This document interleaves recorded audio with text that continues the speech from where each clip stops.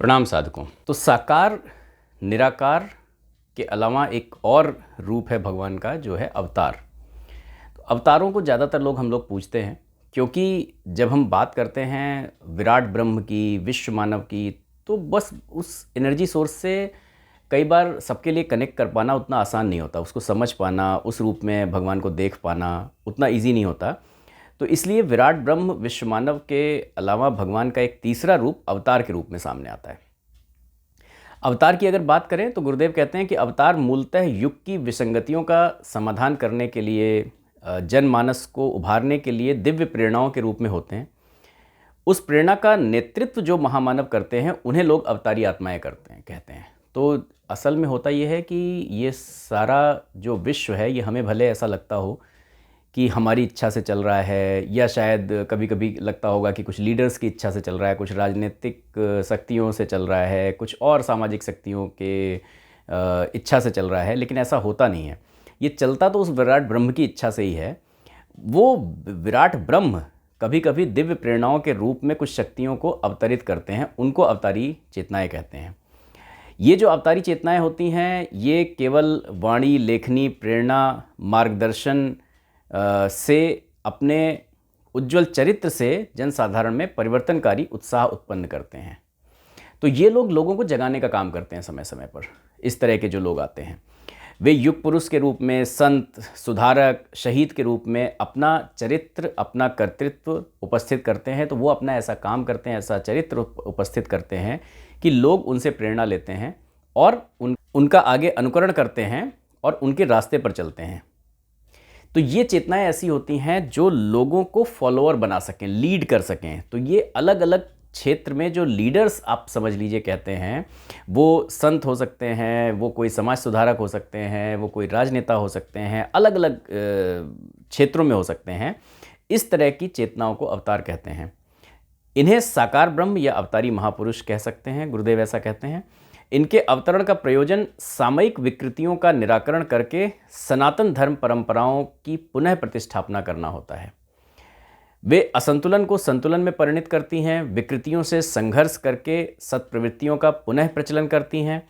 अवतारों का हमेशा यही उद्देश्य होता है। वो समय समय पर अनेक क्षेत्रों में, अनेक रूपों में अवतरित होते हैं और आवश्यक अभियानों का नेतृत्व करके समय की पुकार को पूरा करते हैं। तो गुरुदेव कहना ये चाह रहे हैं कि ये परम सत्ता विश्व को अपने तरीके से चलाने की कोशिश करती है, लेकिन कभी कभी क्या होता है, जैसा मैंने कहा था पहले की वीडियोज़ में, कि कभी कभी वो निराकार से काम नहीं चलता, तो आकार लेना पड़ता है। और कभी कभी किसी स्पेसिफिक प्रयोजन को पूरा करने के लिए अवतार लेना पड़ता है। कोई काम कहीं पर चीज़ें ज़्यादा ही गड़बड़ हो रही हैं, तो समय समय पे आप देखिए ऐसी चेतनाओं को उतारा जाता है। जैसे भगवान शंकराचार्य, वो जब उतरे तो धर्म का रूप इतना विकृत हो चुका था, लोगों ने अलग अलग आपस में, इतनी अलग अलग मतों में, शैव, वैष्णव, सभी आपस में मतों में इतनी लड़ाइयाँ चल रही थीं कि मतलब ऐसा लग रहा था कि सनातन धर्म खत्म ही हो जाएगा। उन्होंने बचपन में ही इतना विकृत रूप धर्म का देखा कि उन्हें लगा कि ऐसा तो चल नहीं पाएगा। तो ये जितना आप देखते हैं आज पंचदेव पूजन, शुरू में जो कर्मकांड में लेकर आए, ये सारी व्यवस्थाएं शंकराचार्य जी ने दी। और उन्होंने जाके अलग अलग चारों कोनों में 4 मठों की स्थापना की, 4 धामों की स्थापना की, कि सारी संस्कृतियां सब आपस में देखें, कोई वास्तव में किसी की विरोधी नहीं है, सब एक दूसरे के पूरक हैं। ये उन्होंने बताने की कोशिश की। इस तरह की हमेशा इस तरह की चीज़ें करती जा सकती हैं, हमेशा इस तरह की चीज़ें करनी पड़ती हैं, इसलिए अवतार समय समय पे आते हैं। और अगर आप देखेंगे तो ये जिस तरह के अवतार आते हैं, अगर आप किसी को भी देखें तो कोई एक व्यक्ति अकेला कुछ नहीं कर सकता। हमेशा एक संगठन की ज़रूरत की पड़ती है, चाहे वो व्यक्ति कितना भी शक्तिशाली ना हो, लेकिन युग परिवर्तन जैसे जो बड़े काम होते हैं वो हमेशा जन सहयोग से पूरे होते हैं। उसके लिए आपको संघ शक्ति की, जनशक्ति की ज़रूरत पड़ती है, तो बड़े बड़े संगठन बनाए जाते हैं। आप अगर देखें तो दुर्गा सप्तशती की पुस्तक अगर आप पढ़ते हो तो उसमें आप वर्णन आता है कि जब राक्षसों से देवता बहुत घबरा गए और वो उसके बाद पहुँचे शिव जी के पास और वो सारी चीज़ें हुई, तो उन्होंने कहा कि नहीं, हम एक ऐसी शक्ति का निर्माण करेंगे जिससे कि ये सारे देवता पराजित हो जाएंगे। तो वो उसमें आता है कि सारे देवताओं की शक्ति से एक तेज पुंज निकला और वो एक स्त्री के रूप में परिणत हो गया और वो दुर्गा जी बनी। तो ये बनाना, या रावण ने जो संतों का, साधुओं का कर ले लेके रक्त का कर लेता था। वो कहता तुम्हारे पास कुछ नहीं है, अगर कर देने के लिए तो ऐसा करो मैं तुमसे कर ले लूँगा। तो वो रक्त ले लेता था और उसको एक घट में जमा करता था, और वो जिस घड़े में जमा किया था उससे सीता जी का उद्भव। तो ये अब आप ये समझिए कि इतने सारे साधुओं का रक्त मिला हो, यानी कि एक सम्मिलित शक्ति है। बहुत सारे देवताओं की शक्ति मिल के दुर्गा जी बनी, यानी कि एक सम्मिलित शक्ति है। और बाद में उन शक्तियों से सारे राक्षसों का, चाहे दुर्गा जी ने वध किया हो, चाहे सीता जी की वजह से सारे राक्षसों का विनाश हुआ हो, रावण का अंत हुआ हो, ये सारा बताया जाना ये इस बात का प्रतीक है कि जब बड़े कार्य करने होते हैं तो एक बड़ी शक्ति की ज़रूरत पड़ती है, जो कि संगठन से आती है, जो कि संघ से आती है, जो बहुत बड़े जन सहयोग से आती है। भगवान राम ने रीछ वानरों की सेना इकट्ठी करके यही संदेश देने का प्रयास किया कि जब बड़े कार्य करने होते हैं तो आपको बड़ी शक्तियों की ज़रूरत पड़ती है और सबके सहयोग की आवश्यकता पड़ती है। तो उन्होंने रीछ वानरों की सेना इकट्ठी की पुल बनाने के लिए। तो गोस्वामी जी लिखते हैं कि राम भालु कपि कटक बटोरा, सेतु हेतु श्रम कीन न थोड़ा। श्रम कीन न थोड़ा, थोड़ा मतलब थोड़ा श्रम नहीं किया, न थोड़ा मतलब न थोड़ा मतलब थोड़ा, ना मतलब नहीं, थोड़ा सा श्रम नहीं किया, यानी कि बहुत ज़्यादा श्रम किया। और इतना सारा कटक मतलब इतनी सेना बटोरी रीछ वानरों की, उसके बाद वो सेतु बना। तो यानी कि जब इस तरह के बड़े सेतु बंधन जैसे कार्य करने होते हैं तो आपको ज़्यादा लोगों की आवश्यकता पड़ती है। जो चेतना इन लोगों को इकट्ठा करके वो काम करवा सके, वो होती है अवतारी चेतना। उनको कहते हैं भगवान, उनको भगवान के रूप में पूजा जाने लगता है। जब भगवान श्री कृष्ण को गोवर्धन उठाना था तो उन्होंने भी गोप ग्वालों की सबकी लाठियाँ डंडे टिकवाए, सबका सहारा लिया। जब उन्हें महाभारत करवाना था तो महाभारत में वो खुद नहीं खड़े हो गए लड़ने के लिए, उन्होंने पांडवों को आगे किया और ये दिखाया कि देखो अधर्म से धर्म इस तरीके से जीतता है, आपको इस तरीके से करना होता है। उन्होंने लीड किया, उन्होंने गाइडेंस दी, खुद नहीं लड़े वो वहाँ पर, राइट। कई जगह पर उन्होंने खुद भी राक्षसों का वध किया, लेकिन वहाँ पर उन्होंने कहा कि ये शक्तियाँ इतनी ही हैं कि तुम इनका मुकाबला कर सकते हो। तो भगवान ने जगह जगह पर ये बताने की कोशिश की है कि आपको जब बड़े परिवर्तन लाने होते हैं तो आपको बड़े संगठन की आवश्यकता पड़ती है। और अवतारों के रूप में उस विराट ब्रह्म ने ये बताने की कोशिश की है कि जो शक्तियाँ इनका नेतृत्व कर सकती हैं वो युग परिवर्तनकारी शक्तियाँ हैं, उन्हीं को हम अवतारी चेतना कहते हैं।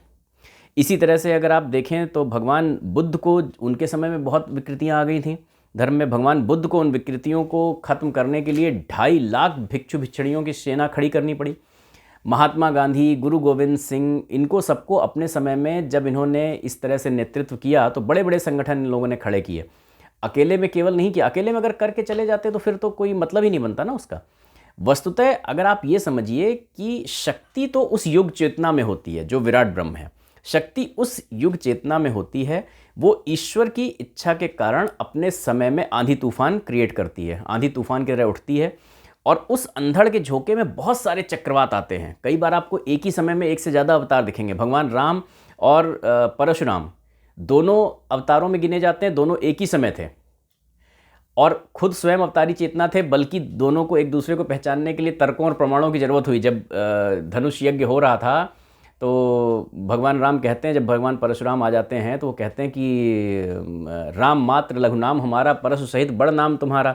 बार बार वो उनको चिताने की कोशिश कर रहे हैं कि हम दोनों एक ही हैं, आपने परशु धारण कर लिया है, आप परशुराम हो गए हैं। और वो कहते हैं कि आपने अपने राम को ठीक से पहचाना नहीं। तब फिर वो कहते हैं, राम रमापति कर धनु लेहु, खींचहु मिटहि मोर संदेहु। हे राम, ये रमापति अर्थात विष्णु जी का धनुष लो, सारंग धनुष, और इसको खींचो तो मेरा संदेह मिट जाए। तो उनको संदेह मिटाने के लिए इतना पहचान जाने के बाद भी वो धनुष दे के वो परीक्षा करवानी पड़ी, तब कहीं जाके वो समझ पाए। तो कुल मिला के मतलब लेकिन यही है कि अवतारों का जन्म किसी प्रमुख उद्देश्य के लिए होता है। निराकार ब्रह्म सदैव विद्यमान है, साकार उसको लेना पड़ता है जब कोई स्पेसिफिक काम होता है। और वो काम क्या होता है उसको गीता में भगवान श्री कृष्ण ने बड़े शब्दों में कहा है, यदा यदा हि धर्मस्य ग्लानिर्भवति भारत अभ्युत्थानम अधर्मस्य तदात्मानं सृजाम्यहम्। जब जब हे भारत धर्म की हानि होती है, अभ्युत्थानम अधर्मस्य तदात्मानं सृजाम्यहम्, तब तब मैं अधर्म को नष्ट करने के लिए और धर्म की स्थापना करने के लिए, परित्राणाय साधूनाम विनाशाय च दुष्कृताम, साधुओं की रक्षा के लिए और दुष्टों का विनाश करने के लिए, धर्म संस्थापनार्थाय संभवामि युगे युगे, धर्म की स्थापना के लिए युग युग में आता हूँ। तो मतलब ये नहीं है कि मैं एक ही बार आता हूँ। अवतारों का प्रयोजन एक समय आकर पूरा नहीं हो जाता। शंकराचार्य के समय में जब धर्म की विकृतियां अलग टाइप की थीं तो उस तरह की चेतना की आवश्यकता थी तो उनको उतारा गया।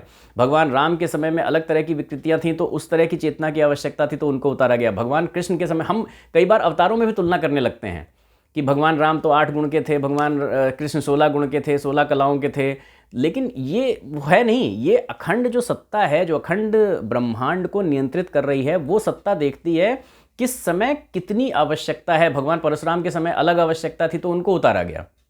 भगवान वामन के समय अलग आवश्यकता थी, उनको सिर्फ जाके राजा बलि से दान मांग लेना था, उनको युद्ध करना ही नहीं था, तो उस तरह की चेतना को उतारा गया। भगवान शंकराचार्य के समय अलग आवश्यकता थी तो उनको उतारा गया। भगवान बुद्ध के समय उस तरह की आवश्यकता थी तो उनको उतारा गया। गुरु नानक जी के समय उनकी आवश्यकता थी तो उनको उतारा गया। गुरु गोविंद सिंह जी के समय उस तरह की चेतना की आवश्यकता थी तो उस समय उनको उतारा गया। जब जिस तरह का कार्य होता है, और भगवान एक युग में नहीं आते, संभवामि युगे युगे, युग युग में बार बार आते हैं। यही बात रामचरितमानस में तुलसीदास जी ने कही है कि जब जब होय धर्म कै हानि, बाढ़ असुर अधम अभिमानी, करहि अनीत जाय नहीं बरनी, सीधहि विप्र धेनु सुर धरनी, तब तब प्रभु धरि मनुज शरीरा, हरहि कृपा नदि सज्जन पीरा। जब जब धर्म की हानि होती है, बाढ़ असुर अधम अभिमानी, जब बहुत सारे ये अधर्मी असुर बहुत ज़्यादा बढ़ जाते हैं, करहि अनीत जाय नहीं बरनी, इतने ऐसे काम करते हैं, ऐसे अत्याचार करते हैं, ऐसे अनीतिपूर्ण कार्य करते हैं जिसका वर्णन नहीं किया जा सकता। सीधे ही विप्र धेनु सुर धरनी, और किसको किसको परेशान करते हैं? विप्र, ब्राह्मणों को परेशान करते हैं। ब्राह्मण मतलब यहाँ पर जो लोग एक से दूसरी पीढ़ी तक नॉलेज इम्पार्ट करते हैं, क्योंकि उन्हीं से तो इनको सबसे ज़्यादा परेशानी होती है कि भाई ये नॉलेज इम्पार्ट करेंगे तो ये तो कभी चीज़ खत्म होगी नहीं, ये तो बताते रहेंगे। तो विप्र, धेनु गाय से इनको सबसे ज़्यादा परेशानी होती है, सुर यानी देवता से परेशानी होती है, और धरनी यानी धरती को पूरा ये बर्बाद कर रहे होते हैं, उजाड़ रहे होते हैं, वन उजाड़ रहे होते हैं, हरियाली ख़त्म कर रहे होते हैं, पानी को दूषित कर रहे होते हैं, तो पूरी धरती का विनाश हो जाएगा इस तरीके से। तो ये इनको सबको परेशान कर रहे होते हैं। तब क्या करते हैं? तब तब प्रभु धरि मनुज शरीरा, तब प्रभु हमेशा मनुष्य शरीर धर के आते हैं और हरहि कृपा निधि सज्जन पीरा, सज्जनों की पीड़ा को हरते हैं। और इसी तरीके से मानसकार ने यानी कि गोस्वामी श्री तुलसीदास जी ने राम जन्म के समय पर भी यही कहा है कि विप्र धेनु सुर संत हित लीन मनुज अवतार। ब्राह्मणों के लिए, गाय के लिए, सुर अर्थात देवता के लिए, और संत अर्थात सज्जनों के हित के लिए भगवान ने मनुष्य के रूप में अवतार लिया।